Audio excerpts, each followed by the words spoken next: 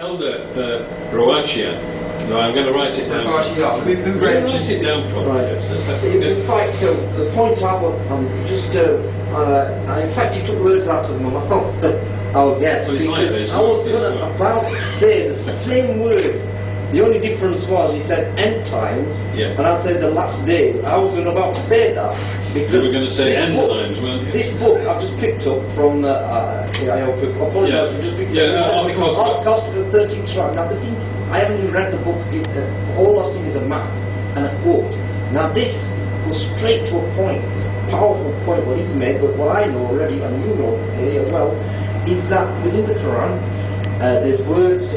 Our Prophet peace be upon him, Muhammad said, in the final days, the times of minor Qiyamah and the major Qiyamah, the Day of Judgment. Day of Judgment. Now he said there'll be 70,000 people, a tribe of, yes, where from? In the exactly where it's in this map. And you know what it says there? The quote is powerful because it's around Iran, around the sort of Middle East, sort of area. It says here this is powerful. Caesarea. Yeah, in Caesarea, sheep, honey, and Jews exist in large country. Now that in the Quran and the Prophet what he said, there's minor signs and the major signs will be the 70 tribes, 70,000, and they'll be Jewish. They will be from that region, round about Iran or near. It's not almost to that region, and this book is touching on that, and we are near. Well, Days. it is a masterpiece of. And it's something which both of us were saying the same word, and he actually, my guest said it before. Elder Rokashia. Elder Rokashia. You've got it right. All right. And of course, there's Micah and others, other Oh, prophets. so we want to expand on this, the Yes. final days and the Qiyamah, Yes, because yes. a lot of Muslims are talking about it, because these But just- Pakistan and all these things. I want to expound on He's it. going to expand. Just to make a point, what Elder's saying is that all the pollution, it is a conspiracy, and the conspiracy is to destroy humanity. This has been the promise of Satan right from the very beginning. And he says to God, through your power I will mislead them, because he has no power of his own. Only power that Satan has comes because God created Satan to be a trial for man. So man will not, you won't escape this world without you're tested as those before us were tested. And the pollution has appeared on land and sea as a result of what men's own hands have done. And this is what the Quran tells us clearly. And so, yes, please, you're going to read us something from Hosea. I want to expound this and bring this into the political discussion also. Right. Because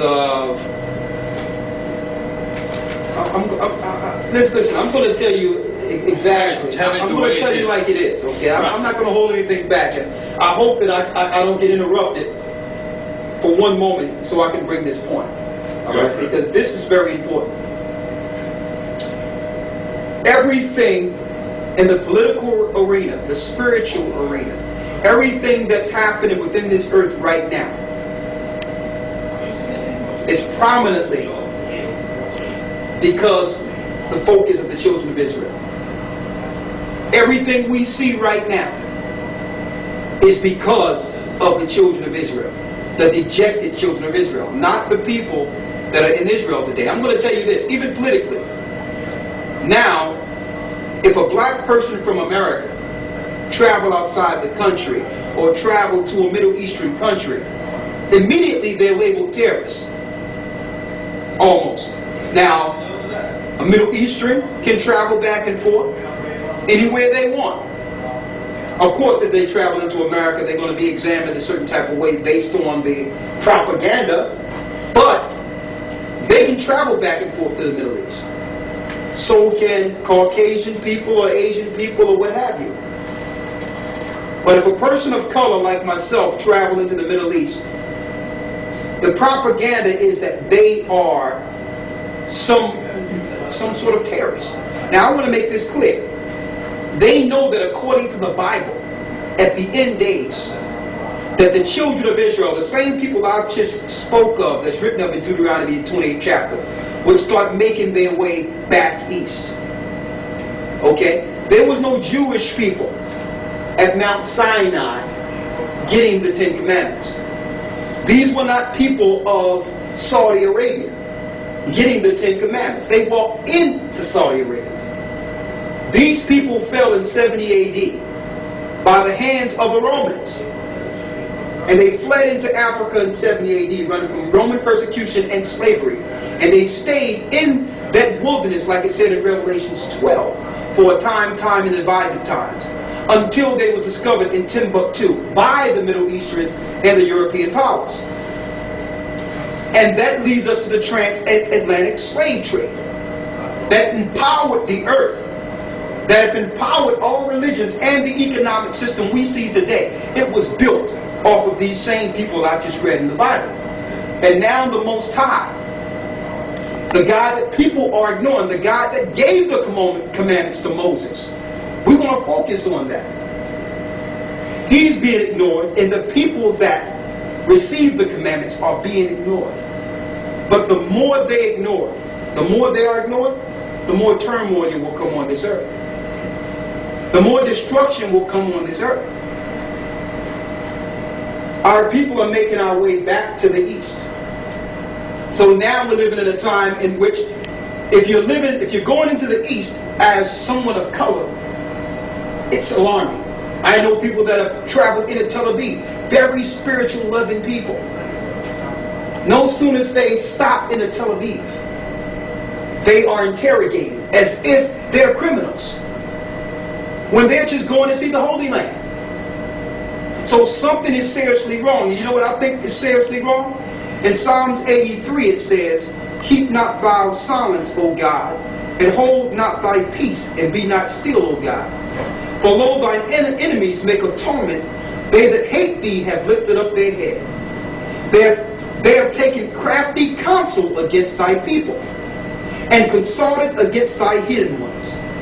They have said, Come, and let us cut them off from being a nation, that the name of Israel may be no more in remembrance." So when the children of Israel fell and were distributed throughout the four corners of the earth and enslaved, they lost their identity, they lost their culture, and they lost their religion. So these nations came together. It says in the 5th verse, "For they have consorted together with one consent." That's your one world order. That's your one mind to destroy a people. They are confederate against thee. They were confederate against David, and these ideologies are a confederate against the children of Israel today. Because they don't know who they are, they don't understand that they are the prey. It says, and then it names the people who are conspired. "For they have consulted together with one consent, they are confederate against thee, the tabernacles of Edom, and the Ishmaelites of Moab, and the Hagarenes." So it's telling you, Edom, which is the Idumeans, or who we would call the Romans today, along with the children of Ishmael, have conspired together to keep this information from the children of Israel. So what we must do is put the religious part to the side for a second and look at these people who are dejected all over the earth. How they're promoted in the media. How they're betrayed. And these are spiritual people. The only thing that's promoted when it comes to our people is what we do wrong. When the majority of us just want to live in peace like every other man on earth. And see, this is being ignored. Now, in Revelation 18, the Lord says, "Babylon the Great is fallen, is fallen." I'm going to turn it over to you in a second. America is falling. So is all the economies of the earth. There will be a war with Iran, probably in a few days. All these things are contained in the Bible, from Genesis to Revelations. We're in the last days. And these wars will lead to the liberation of God's people, but millions will die. So it behooves us in these religions to put some of those things to the side and focus on these people. These same people have been dejected, who Christ called the meek of the earth, have been rejected, that are known as nothing on the earth, arising, and those that are in power by Satan understands it. They are releasing themselves from the bonds of their captivity and religions and have come into the truth of themselves. And that's the biggest threat in the earth today. Right, thank you, Elder. We are going...